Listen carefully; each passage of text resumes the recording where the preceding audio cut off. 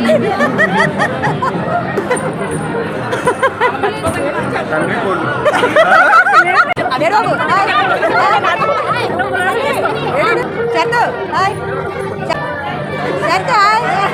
అలా తినేస్తావు అల్లే చెప్పు.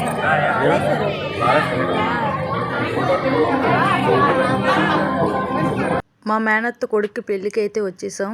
అయితే అదే రోజు వేరే ఫంక్షను, వాళ్ళు కూడా చాలా ఇంపార్టెంట్ ఫంక్షను. దాని మూలన ఉదయం అంతా ఈ ఫంక్షన్లో ఏం జరిగిందో మిస్ అయ్యాను, చాలా మిస్ అయ్యాను. అయితే వచ్చిన తర్వాత అయినా చాలా సందడి చేసాం. ఎందుకంటే ఎక్కడెక్కడి నుంచో ఫ్రెండ్స్ వచ్చారు.